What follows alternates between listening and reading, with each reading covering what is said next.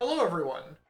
So this is my first kind of improper Raiders discussion. We'll probably have more of these on the second channel for stuff that doesn't fit the main channel. But for now, I wanted to record something that I'm not fully experienced in, and that is the whole endless mode. I just got to floor 400, and I'm recording this right after that. So this won't have any knowledge of what I've learned past this point, but I want to talk about what it took to get here, and kind of go over my build and strategies a little bit more. When it comes to the floors themselves, for the most part, it is just going and taking out salmonids, but there is one thing that's really important to know. Once you get 50% of the eggs remaining, that's what triggers the next set of spawns. So not just taking people out, but also finding power eggs along the map are really, really important to do. So make sure you're grabbing eggs early, and that you're able to get through there. Besides that, I'm going to talk about what I'm doing with Power Tank. I am not running the most optimal build. That is currently using the Speed Tank with the Torque Screw from Tactics because it is by far and away the best gadget in the entire game. That's a video for another time, or maybe Basil will get on that video first about the Torque Screw. But I'm not going to cover the most optimal builds right now because it's still early, and I'm sure things are still going to shift a little bit.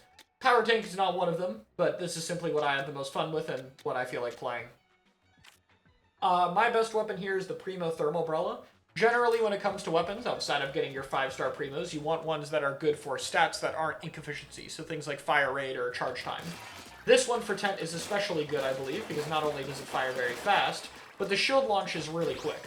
So you can throw out shield quite often, and that can be great for knocking back enemies, dealing extra damage, or a whole bunch of other utility. Besides that, this is currently my build.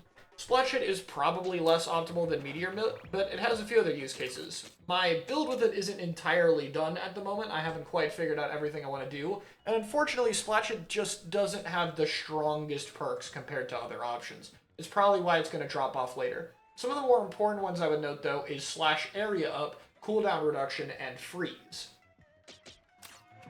The main thing here is that freeze is very important for triggering Icebreaker, an incredibly high damage DPS option. Or just an incredibly high damage option, excuse me.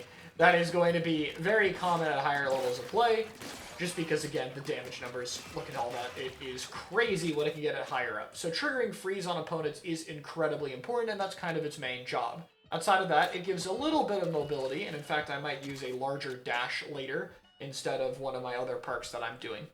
Besides that, it's just a bunch of raw damage, but for the most part, taking away your main weapon isn't really a great thing at this stage in the game, unless it has, a lot of good value. Splatolites are also pretty solid. They're not one of the best options here, but this is currently my build for it, and it probably won't change, since this is using basically all of my slots and all of them are upgraded. The most important ones here include duration up, area up, and cooldown reduction. There is an alternate build for Splatolites that I might mention here, which is that people will do orbit radius up, which makes the Splatolites larger, but not cover as much area near you, and power egg collection. Combining these two together makes it very easy to grab power eggs. It's not something I use currently since I am playing mostly for DPS here, and I want them near me in order to do more damage to enemies, and it's mostly just damage up Scorch and the ability to hit mid-air targets. The main perk of Splatolites, though, is just how much they pin under you at this stage and can knock back other enemies. Knocking back enemies into the water is always great, especially as the HP scales higher and higher. Besides that, my speed gadget of choice is the Flywire. Mostly for fun, honestly, but that's how it is. Some of the best perks that Speed Tank provides is that it has a lot of gadgets that give damage surge, one of the best abilities in the entire game because an 100% damage increase is just kind of crazy. This is a build that could change around a little bit. In particular, I might use Salmonid Skewer instead of Area Up. I'm not sure which one I prefer, but this was one build I had to change partway through the 300s to add Tank Activation Up.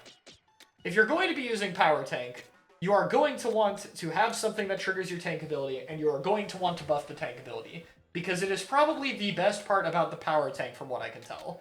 It is insanely useful to have just like a crazy 20 to 30% DPS increase. So my Flywire's job is basically not just a mobility tool, but one that also allows me to do incredible amounts of damage. You can probably see a little bit about why speed is so good. As such, cooldown reduction is there. Is the wrong one, but it's on that one either. As such, cooldown reduction is there, as well as Ferment, which is a great perk to have because you will have large explosion for higher damage, double trouble for a second charge, and tank activation as I mentioned previously. This allows you to have the tank ult active pretty much all the time, and if you hit people, it will apply Ferment. Wire Length Up can help for maneuvering around the map, so you can rotate around as quickly as possible, which is the other perk this provides. And besides that, there are other good perks on this one, honestly, a lot of them, but I settled on just doing Explosion Range Up to kind of filter it out. I don't really play this for the damage, it's much better to improve main weapon damage.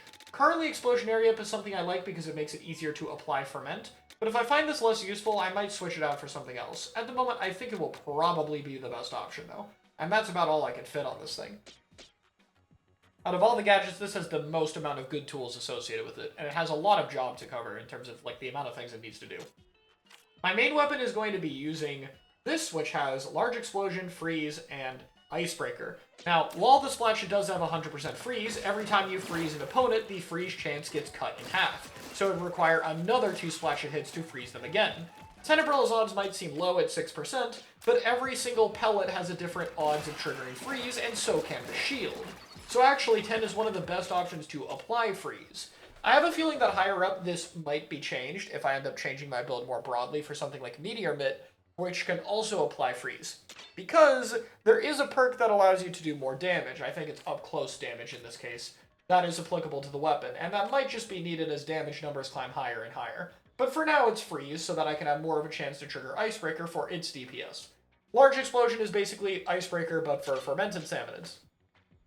And currently I can ferment enemies using either my Zipcaster or Tactical Tank buff as the other option. These are my relic powers currently. Tank Surge is for damage, Damage Up is for damage. Power Egg Collector is the thing carrying my egg collection, which is currently one of the weaker points of this build. This also is the thing carrying my ink efficiency, the other weak point of this build. Originally I had Inksaver Pro, and I could see it coming back in the future, because this is very helpful for how ink hungry the main weapon is, but normally speed gadgets will also have a way to refill your ink tank. I really wonder why speed is the best, the best thing at higher floors. But as of right now, Power Egg Collector is what I use. It's again something I think would change later. Damage Delta Salmonids increase is pretty self-explanatory, just more damage. And then Tactical Tank is my other way of applying Ferment. So yeah, that seems pretty useful, because Ferment is generally going to be one of the better abilities in the game to be able to use, but I'm not sure how consistent it is, so this one might change. I think absolutely the Damage Up, Tank Surge ability, and Power Egg Collector are going to stay unless I do some more drastic overhauls, though. As for the Bot Buddy, you will see pretty much the same Bot Buddy with any high-level run, and that is going to be Fry. Not only can Fry ferment everything, she's also the fastest one to activate and has an insane amount of damage per second. Shivers is also quick to activate and applies freeze, but again, the whole freeze chance thing applies to her, so when you have a bunch of other things doing freeze, it's unlikely you're going to get that effect. Ferment will just apply to everything no matter what. Big Man does apply burn, and his DPS isn't bad, but it also replaces your main weapon. So the DPS you can do with Fry plus, whatever else you're doing is going to be overall better than anything you can get there. So, Fry is absolutely going to be the best when it comes to higher perks. But that's what I have right now. 400 through 500 will be a lot more of a grind, but I think this build can do it without too many major overhauls. I guess we'll have to see, though. After that, I'm going to have to become more and more meta as we climb higher floors. Yeah, there is a Raiders meta, just only for insanely high floors of the Bottomless Buffet, so hey, it doesn't apply to the vast majority of the player base, which is probably for the better. But yeah, let me know what you think in the comments below. And if you're curious, the absolute best thing to run with the speed gadget stuff I talked about is E-Leader, currently, but we'll see if it gets better. And we have to see what multiplayer strats there are, so a lot to develop. Anyway, that's what I have right now. Thanks for watching.